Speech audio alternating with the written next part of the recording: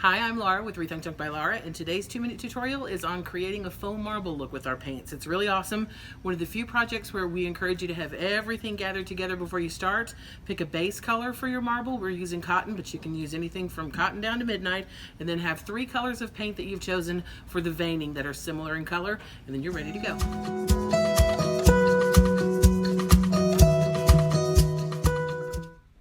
So like we mentioned before, we're using cotton for our base. We want it to look like a beautiful white piece of marble.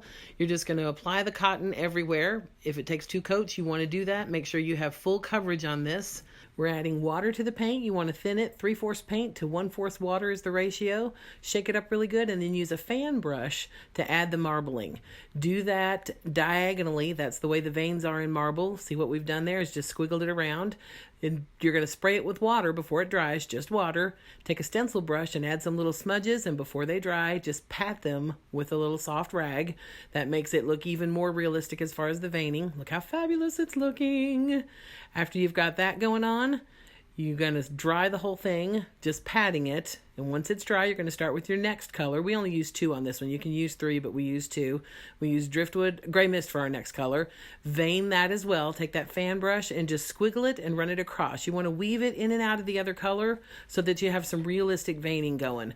Don't be exact. There's not a right or wrong to this. It will turn out as long as you just relax and go for it. If you're OCD, take a deep breath and just roll with it. I'm just putting those veins in and out of the other ones. And then just like we did before, after you've got the veining going, you're going to go in and you're going to add the stencil brush, add those little smudges.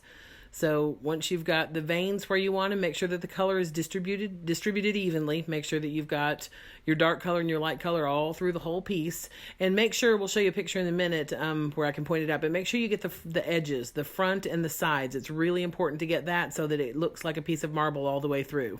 Here's where we're going back in with the stencil brush and just adding some spots where we smudge it. And again, there's no right or wrong to it. You just want to make sure that it gets smudged, and that makes it kind of lighter and really looks realistic like veins in marble. It's unbelievable how this looks when you're finished. Don't judge it till you're all the way done. Be patient and keep going with the steps. Make sure that's dry. When that's dry, you want to add 3/4 water to 1/4 of your base color. So we're adding 3/4 water to 1/4 of cotton because that was our base color. And this is what really makes a difference. So apply that to the entire piece and it will soften those veins so they don't look so in your face.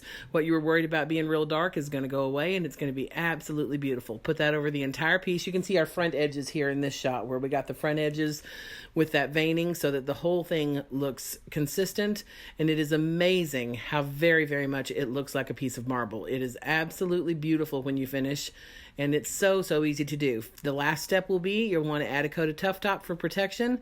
That adds a little bit of a sheen like real marble has, and then you have a fabulous marble piece. Happy rethunking!